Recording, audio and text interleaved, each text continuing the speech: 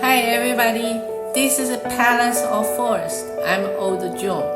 Today we are talking about the 5 nations campaign against the Qi and the later Russian-Ukraine war.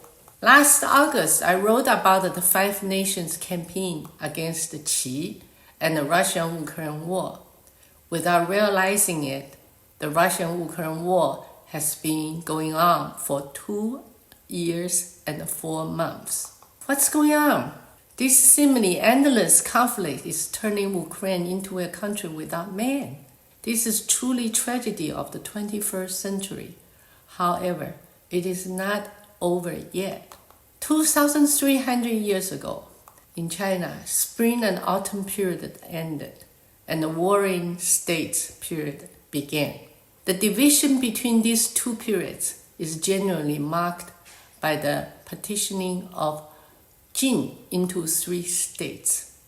This led into the emergence of the 7 ruling states, Han, Zhao, Wei, Qi, Chu, Yan, Qin. Besides these 7 major states, there were still some small states such as Zhongshan, Zheng, and Lu.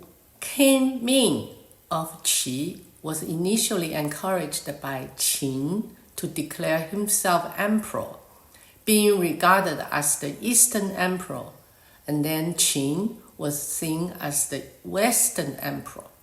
However, Qi feared the attention that would come with such a title, so he refrained from proclaiming himself emperor and instead annexed Song. Song was a very small state. This provoked widespread anger, and in 284 BC, the 5 states of Han, Zhao, Wei, Yan, Qin jointly attacked Qi. The Yan general Le Yi was formidable, captured over 70 major cities in Qi. In the end, Qi was left with only 2 cities, Ju and Jimo.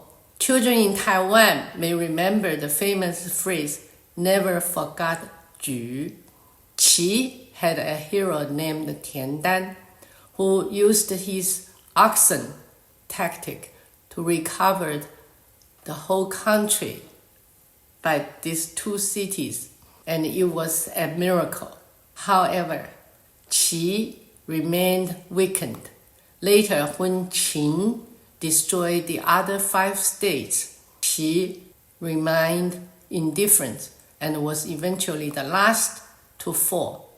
But despite being the last to be conquered, it was still conquered. The 5 nations campaign against Qi allowed Qin to understand the weakness of other states, laying the groundwork for future conquests. Ultimately, Qin Shi Huang unified China, establishing a long-lasting unity that has persisted to this day. In February 2022, Russia invaded Ukraine. The Western countries quickly condemned Russia. It has now been 2 years and 4 months. Ukraine is in ruin, and the devastation is shocking. Russia has been heavily sectioned, but has not collapsed. Both nations are in a critical condition. According to Putin's interview with Tucker Carlson, February 8, 2024, he said multiple negotiation attempts had reached preliminary agreement, only to be completely denied due to different opinions among the decision makers. On September 30, 2022, Russia initially annexed 4 regions in eastern Ukraine: Donetsk, Luhansk, Zaporizhzhia, and Kherson. In December 2022, Kissinger proposed a peace plan suggesting the following. 1. Crimea would be ceded to Russia from Ukraine. 2. The 4 eastern regions would be under temporary administration with future discussions to follow. However, the decision makers believed that Russia had not been sufficiently weakened, instructed Zelensky to declare that not an inch of land would be ceded. Thus, the peace proposal was abandoned. As Chinese people, the idea of ceding territories is deeply unappealing. However, failing to ensure small losses can lead to a greater chaos. Later, Russian Black Sea Fleet was severely damaged, leading Russia to realize that maintaining control over Black Sea Fleet requires sacrificing Ukraine's coastal area. Now, Crimea and the four eastern regions are not enough to satisfy Russia's demands. Let us consider the following. A. The four eastern regions and the Black Sea coast, including Odessa, turned Ukraine into a landlocked country. B. Dividing Ukraine along the Dnieper River into East and West Ukraine. Those are horrible proposals. On May 15, 2024, Putin was the newly re-elected Russian leader, visited China, bringing his entire cabinet, including the new and old defense ministers and the female head of the central bank, to Beijing. Growing up, we often thought about past humiliations, but who would have imagined China would reach its current status? Russia's grand display has significant implications, suggesting the plans for the post-war arrangements. Number one, resolve the dispute over the Tumen River with China, potentially making Vladivostok an inland port for China, and fully develop the economic of Heilongjiang and the China-Russian borders. In 2023, China-Russian trade reached 240 billion. It's about a 26.3% increase, already 1/3 of China-US trade. In 2022, China-US trade reached 758.4 billion. Number two, the Arctic Silk Road is progressing rapidly.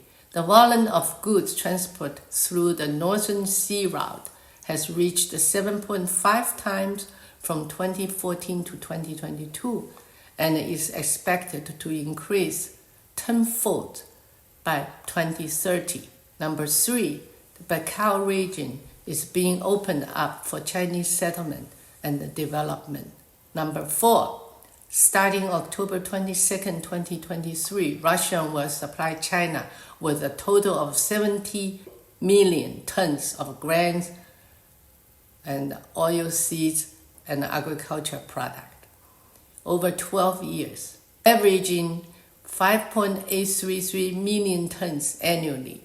Number five, Siberia Power 1 gas pipeline, running from Russian to Hulin Harbin province, delivered only 22 billion cubic meters of gas, is not sufficient for China's demand. With Putin's visit, Russia's energy sector leaders must increase production. Number six, plans for the Siberia Power 2 gas pipeline, originally intended to pass through Mongolia, have been altered to Kazakhstan due to Mongolia's additional conditions, such as requiring China lease part of Tianjin port to Mongolia in order to export Mongolia rare earth mine to USA. This plan was scrapped. Number seven, the China-Russian-Kazakhstan Grand Canal, which started in Xinjiang and runs through Central Asia and Kazakhstan into Russia and Europe, utilizing all Central Asian water bodies, has commenced construction in 2023. So some joke that Russia has become China's Canada. Considering the effort and the development listed above, it is evident that Russia aimed to become China's primary trading partners post-war. This opportunity a split of the second. Everyone is watching closely. We stop here. See you next time.